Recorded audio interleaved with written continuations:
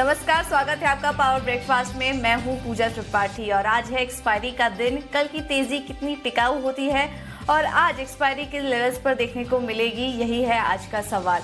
और अगर इस वक्त एशियाई बाजारों पर नजर डालें तो शुरुआत तो आज अच्छी हुई है और कल हमने डाउ भी देखा था 450 अंक उछला था, S&P भी करीब 2.3% ऊपर और यूरोप के बाजार में भी कल अच्छी तेजी देखने को मिली है। तो इन तमाम क्यूज को कैसे समझना चाहिए, इस पर बात कर लेते हैं। ग्लोबल मार्केट का क्यू समझने के लिए दीपांशु हमारे साथ जुड़ेंगे। इसके अलावा आज की रणनीति भी जानेंगे और हमारे साथ जी बिजनेस के मैनेजिंग एडिटर अनिल सिंह जी भी जुड़ चुके हैं। और इसके अलावा खबरों के दम पर आज कौन से स्टॉक्स एक्शन में रह सकते हैं ये भी हम जानेंगे। देवांशी ये बताने के लिए कुछ ही देर में हमारे साथ जुड़ेंगी।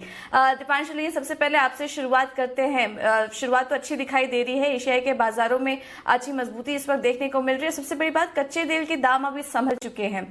इन तमाम क्यूज को आज के लिए कैसे देखना चाहिए?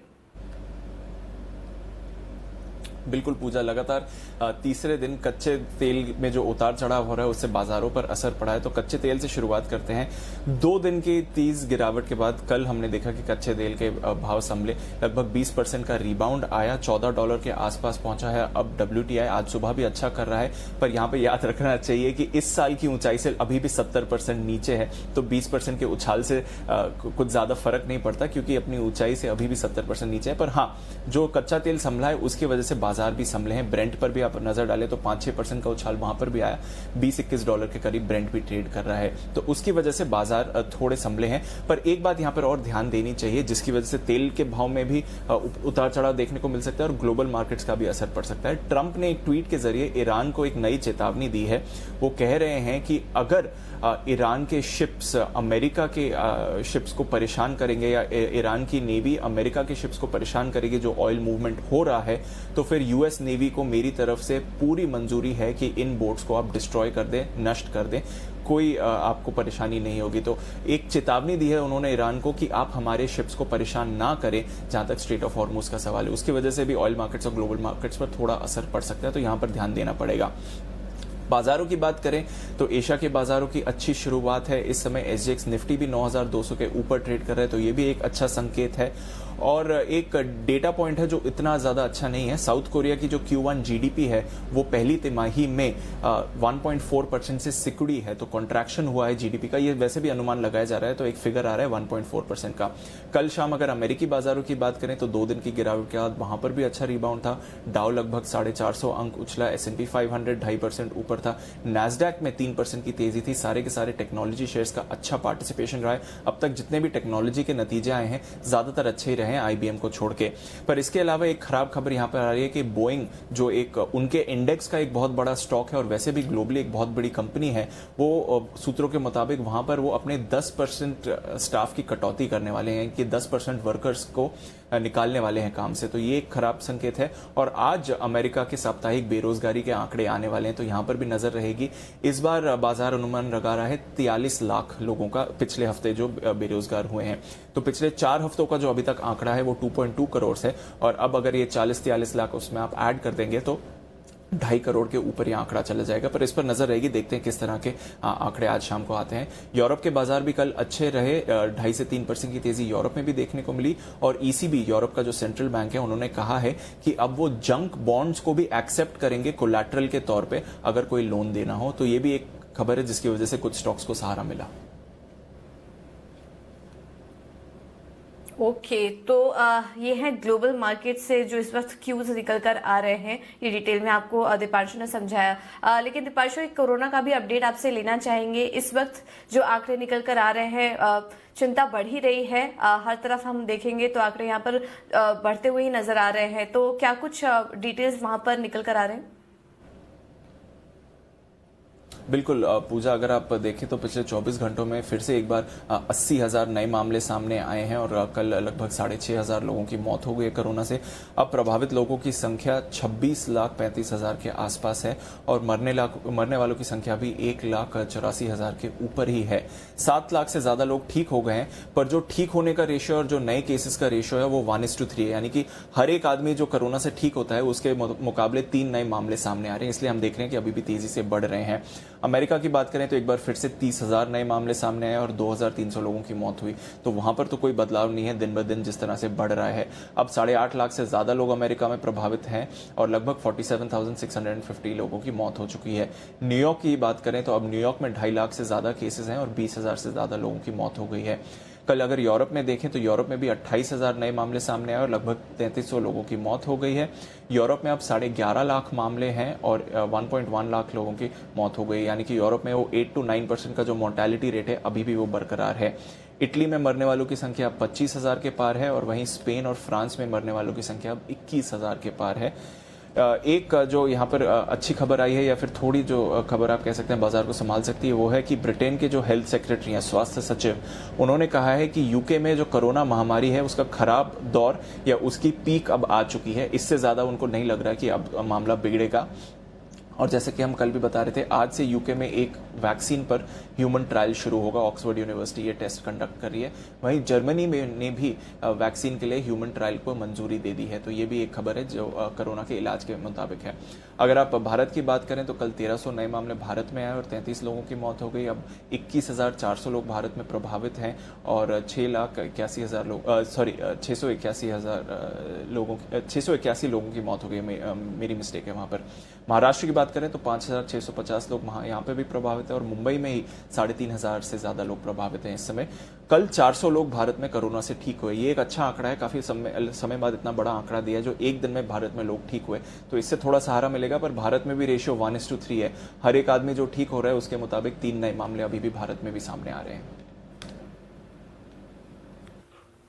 ओके, बहुत बहुत शुक्रिया दीपांशु अपडेट्स के लिए। तो यूके से कुछ राहत की खबर आ रही है। भारत में 400 लोग ठीक हो चुके हैं, लेकिन संक्रमण का आंकड़ा भी दुनिया भर में हम देख रहे हैं बढ़ रहा है और मौत का आंकड़ा भी यहाँ पर बढ़ता हुआ दिखाई दे रहा है। तो देखना होगा, यहाँ पर नजर हमारी बनी रहेगी।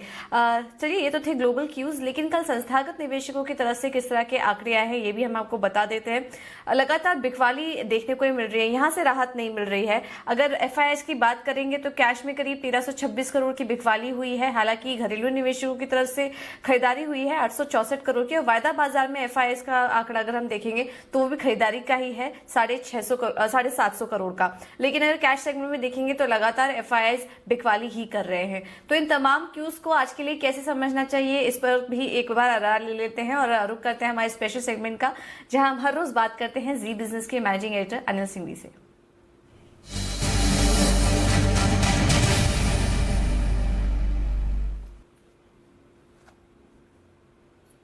Anil sir, good morning. आज ग्लोबल संकेत तो काफी अच्छे हैं और निश्चित रूप से हम देख रहे हैं कि एक रिकवरी भी देखी गई है, लेकिन एफआईआई का जो आंकड़ा है ये कहीं ना कहीं दिक्कत यहाँ इस आंकड़े में देखने को मिल रही है। तो ऐसे में बाजार की इस तेजी, ये जो तेजी हमने देखी थी कल, वो आज के लिए कितनी टिकाऊ होगी? गुड मॉर्निंग पूजा। देखिए, ये बात तो सही है कि एफआईआई की तरफ से लगातार बिकवाली के आंकड़े आ रहे हैं और आंकड़े भी मतलब बड़े हैं। ऐसा नहीं कि छोटा कोई 200-400 करोड़ बेच रहे हो। हर रोज 4 डिजिट में हजार करोड़ से ज्यादा की कैश में बिकवाली हो रही है। और ऐसा भी नहीं है कि कैश में बेचकर वायदा कारोबार में खरीद रहे हो। लेकिन पॉइंट ये है कि एफआईआई की बिकवाली का कोई असर स्क्रीन पर ऐसा दिख नहीं रहा। एक हल्का सा करेक्शन आया, लेकिन उस करेक्शन के बाद बाजार वापस से ऊपर की तरफ बढ़ चले हैं। ग्लोबल मार्केट भी सपोर्ट दे रहे हैं। तो पॉइंट सिंपल है वही कि इस वक्त बाजार ने डिसाइड ही कर रखा है कि हम बुरी खबरों पर रिएक्शन देंगे तो भी बहुत लिमिटेड या नहीं देंगे। और ऐसे में जहां भी थोड़ी भी अच्छी खबर दिखेगी वहां बाजार बड़ी तेजी से चढ़कर आएंगे। जैसे कि कल जैसे डाउ फ्यूचर्स हरे निशान में आते हुए दिखे, अब आप देखिए कल आपके सेलिंग का आंकड़ा है। कोरोना के आंकड़ों में कहीं कोई राहत नहीं है। जिस इकोनॉमिक पैकेज के दम पर आप पिछले हफ्ते काफी तेजी से चल रहे थे, कल कैबिनेट की बैठक में कहीं कुछ हुआ नहीं। इन सब चीजों को नजरअंदाज कर दिया। अच्छा, रुपया लाइफ टाइम हाई पर कल पहुंचा था, लाइफ टाइम लो पर पहुंचा था। तो पॉइंट सिंपल है कि एक और जो कुछ भी हो रहा है वो बहुत पॉजिटिव नहीं दिख रहा, लेकिन दूसरी तरफ स्क्रीन और मार्केट बहुत मजबूत दिख रहे हैं। तो मुझे लगता है कि मोमेंटम स्ट्रांग है और उस मोमेंटम में आज तो एक्सपायरी का दिन है, तो उस लिहाज से थोड़ी शॉर्ट कवरिंग, थोड़ी खरीदारी, ये दोनों बाजार को आज मजबूत रखेगी। तो अभी तो कोई खास ऐसी दिक्कत वाली बात है नहीं। मोमेंटम के साथ सही है, देखते आगे क्या कुछ होता है। तो ऐसा लग रहा है कि अभी 1-2 सेशन और मजबूती रहनी चाहिए। मतलब ये हफ्ता तो हम निकाल लेंगे, अगले हफ्ते की देखी जाएगी। ओके अनिल जी, कल 9,200-285 एक अहम स्तर आपने बताया था मार्केट के लिए, और कल हमने देखा क्लोजिंग भी वहीं देखने को मिली है। आज एक्सपायरी का भी दिन है, तो आज के लिए अहम स्तर कौन से होंगे? ये खुलेंगे आज 9,250 के आसपास, जो संकेत है उसके हिसाब से, ठीक है। लेकिन ऊपर की तरफ फिर उसके बाद 9,325, 9,400 ये नेक्स्ट लेवल बनते हैं। वैसे हायर रेंज 9,250 से 9,400 की है, जिस पर फोकस करना चाहिए। तो 9,250 पर अगर खुल जाए तो वहां से मजबूती और बनेगी, कम से कम 75 पॉइंट तो आप बढ़ेंगे। 9,325 तक की तो जगह बिल्कुल है, और हो सकता है 9,400 तक भी जाने की कोशिश बाजार की हो। नीचे 8,950, 9,050 के निफ्टी पर आज के लिए मजबूत सपोर्ट का काम करेगा। ये टूटने वाला है नहीं। 9,000 डेटा के लिहाज से भी काफी इंपॉर्टेंट है। आज एक्सपायरी का दिन है, और हाईएस्ट ओपन इंटरेस्ट आज वाली एक्सपायरी में अगले हफ्ते जो मंथली है, दोनों में पुट में 9,000 का बना हुआ है। तो 9,000 से नीचे की रिस्क तो एक तरह से आप कह सकते हैं कि लगभग खत्म सी हो गई है अभी आज गैप होने के बाद में। अब बैंक निफ्टी का जहां तक सवाल है, 19,200, 19,400, 19,250 मान लीजिए, 19,250, 19,400 ये आज के लिए सपोर्ट रेंज मानकर चलिए। और ऊपरी स्तरों पर 20,500, 20,650 की रेंज में जाने की कोशिश बैंक निफ्टी की हो सकती है। हालांकि वो थोड़ी दूर के लेवल है जो आज ना आते हुए दिखे, लेकिन 1-2 दिनों के लिए वहां पर आपको नजर रखनी चाहिए। ओके, तो 9,250 से 9,400 ये होगी निफ्टी की रेंज, और बैंक निफ्टी में भी 20,500 से 20,650 के ऊपर तक के लेवल्स आपको देखने को मिल सकते हैं। अनिल साहब, बहुत बहुत शुक्रिया हमारे साथ जुड़ने के लिए। तो ये तो थे ग्लोबल क्यूज और किस तरह से रणनीति आपको आज के लिए भारतीय बाजार में बनानी चाहिए, ये भी हमने आपको बताया। लेकिन अब समझ लेते हैं कि खबरों के चलते आज कौन से स्टॉक्स एक्शन में रहेंगे, और ये बताने के लिए देवांशी हमारे साथ जुड़ चुकी हैं। Devanshi, good morning. खबरों वाले शेयर्स बताइए, और साथ ही साथ मेरी विश भी ले लीजिए जन्मदिन की, आपको ढेर सारी शुभकामनाएं। थैंक यू सो मच पूजा, और गुड मॉर्निंग। सबसे पहले आप देखिए, आज अगर इवेंट्स की बात करें तो एक्सपायरी का दिन है, इस पर नजर रहेगी इंडेक्स पर। और साथ ही आप देखिए नतीजों में आज भारतीय इंफ्राटेल निफ्टी की कंपनी है जिस पर नजर रहेगी हमारी, साथ ही ओलंपिक फार्मा और महिंद्रा सीआई, इसकी भी नतीजे आज आने वाले हैं, इन पर नजर रखिए। बोर्ड बैठक है आज, ब्रिटानिया की डिविडेंड पर बोर्ड की बैठक होने वाली है, तो ये देखना होगा कितने ज़्यादा डिविडेंड्स ब्रिटानिया की तरफ से आते हैं। जिस तरह से नंबर्स आते हुए दिख रहे हैं रिजल्ट सीजन में, रिलायंस इंडस्ट्रियल इंफ्रा लिमिटेड इसके नंबर्स आते हुए दिखे हैं, और मैं आपको बता दूं कि इनकी जो आय है करीब 7% तक घटती हुई दिखी है। साथ ही जो मुनाफा है वो भी करीब 19% तक बढ़ता हुआ दिखा है, करीब 2.68 करोड़ पे आता हुआ दिखा है, 2.25 करोड़ से बढ़कर। वोडाफोन आइडिया पर नजर आएगी, पॉजिटिव खबर आई है। वोडाफोन आइडिया को 1,530 करोड़ रुपए वोडाफोन ग्रुप से मिले हैं, जो कि सीएलएम यानी कि कंटिंजेंट लायबिलिटी मैकेनिज्म के द्वारा ये लिक्विडिटी अब ग्रुप ने इस कंपनी में डाली है, इस पर नजर रहेगी। एनबीसीसी, जहां पे एनसीएलटी का आदेश है कि जेपी इंफ्राटेक के रेजोल्यूशन प्लान का आदेश करे, यानी कि इसके जितने भी एसेट्स हैं उनका अधिग्रहण अब एनबीसीसी कर लेगी। ये काफी ज्यादा पॉजिटिव होगा। 15 मई तक अंतिम फैसला आने तक प्रक्रिया का काम पूरा होता हुआ दिख सकता है। तांडा सॉल्यूशंस पर नजर रहेगी, जहां पे बोर्ड ने करीब 154 करोड़ के बायबैक को मंजूरी दे दी है। कल की बोर्ड की बैठक में जो प्राइस है प्रति शेयर वो 81 रुपीज प्रति शेयर पर फिक्स होता हुआ दिखा है। मैं आपको बता दूं कि 63.25 ये क्लोजिंग प्राइस थी, तो काफी ऊपर के लेवल्स पर यहाँ पे बायबैक आता हुआ दिखेगा। टेंडर रूट के जरिए बायबैक आता हुआ दिखेगा। 1.9 करोड़ शेयर्स के बायबैक यहाँ पे कंपनी करती हुई दिखेगी। फंड एक्शन की अगर नजर करें तो ज़े एंटरटेनमेंट और एंड्योरेंस के दोनों कंपनीज पर नजर रखें आप। ज़े एंटरटेनमेंट जहाँ पे फ्लोरिडा रिटायरमेंट सिस्टम ने करीब 51 लाख शेयर्स खरीदे हैं 141 रुपीज प्रति शेयर के भाव पर। और साथ ही अगर एंड्योरेंस की बात करें, स्मॉल कैप वर्ल्ड फंड ने यहाँ पे करीब 33.95 लाख शेयर्स बेचे हैं 567 रुपीज प्रति शेयर के भाव पर। ये शेयर्स एंड्योरेंस टेक के उन्होंने बेचे हैं, तो ये दोनों स्टॉक पे एक्शन करेंगे। ओके, तो ये तमाम खबरें हैं और फंड एक्शन है जहां पर कि आपको रखनी है नजर। चलिए अब रुक कर लेते हैं ट्रेडिंग कॉल्स का। स्टॉक स्पेसिफिक रणनीति क्या अपनानी चाहिए ये भी हम आपको बता देते हैं। तो जितने भी कॉल्स हमें इस वक्त मिल रहे हैं सभी में आज खरीदारी करने की ही राय आ रही है। एक्सिस सिक्योरिटीज के कॉल से शुरुआत कर लेते हैं। माफ कीजिएगा, एसबीआई लाइफ यहाँ पर ये खरीदारी करने की राय दे रहे हैं। 704 पर आप करिए खरीदारी, और 693 का स्टॉप लॉस होगा, टारगेट 720 का होगा। महिंद्रा ये है अगला खरीदारी करने की राय। 335 के स्टॉप लॉस के लिए आप कर सकते हैं यहाँ पर खरीदारी, टारगेट होगा 354 का। इसके अलावा चॉइस ब्रोकिंग की तरफ से अगले कॉल्स जो आ रहे हैं उसमें भी खरीदारी करने की राय है। गोदरेज प्रॉपर्टीज में कैश लेवल्स पर यहाँ पर 667.55 के लेवल्स पर आप खरीदारी कर सकते हैं। गोदरेज प्रॉपर्टीज में स्टॉप लॉस होगा 644 का और 700-715 के लेवल्स यहाँ पर देखने को मिल सकते हैं। तो ये तो कुछ स्टॉक स्पेसिफिक रणनीति आपके लिए, लेकिन मार्केट पर एक और रणनीति समझ लेते हैं और हमारे साथ इस वक्त संदीप वागले जी जुड़ चुके हैं। संदीप जी बहुत बहुत शुक्रिया समय देने के लिए। सबसे पहले तो बताइए, एक्सपायरी का दिन है, निफ्टी के लिए अहम स्तर आप क्या देख रहे हैं आज? गुड मॉर्निंग पूजा। मुझे लग रहा है कि हम समाउ 9100 होल्ड कर रहे हैं और जिस तरह से नीचे में बाइंग आ रही है 9050 9100 एक स्ट्रॉन्ग सपोर्ट है और मैं एक्सपायरी लगभग 9250 9300 के आसपास देख रहा हूँ और शायद हम 9400 9390 ये जो प्रायर 3 दिन पहले का जो हाई था उसको भी हम टेस्ट करेंगे। तो ब्रॉडली 91 94 ये मेरी निफ्टी की रेंज रहेगी। ओके, तो निफ्टी की रेंज आपको बता दी गई है 9100। ये एक इम्पोर्टेंट सपोर्ट लेवल है जिसके नीचे जाना मुश्किल है और सुबह अनिल जी भी इसी के आसपास आंकड़ों की बात कर रहे थे। तो संदीप जी, इसके अलावा स्टॉक स्पेसिफिक रणनीति आज क्या लेके चले?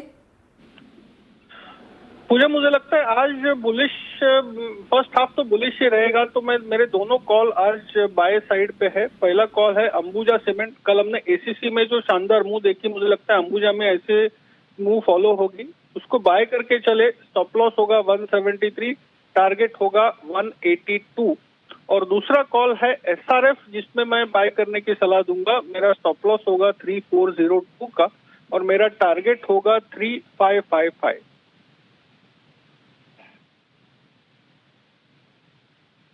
ठीक है, तो ये राय आपको दे दी गई है इस वक्त निफ्टी पर भी और स्टॉक स्पेसिफिक रणनीति भी आपको बता दी गई है। अंबुजा सीमेंट और एसआरएफ दोनों ही स्टॉक्स में आज खरीदारी करने की राय। बहुत बहुत शुक्रिया संदीप जी हमारे साथ जुड़ने के लिए। तो ये तो थे स्टॉक स्पेसिफिक रणनीति, लेकिन आज कमोडिटी मार्केट में किस तरह का एक्शन देखने को मिल सकता है ये भी हम आपको बता देते हैं।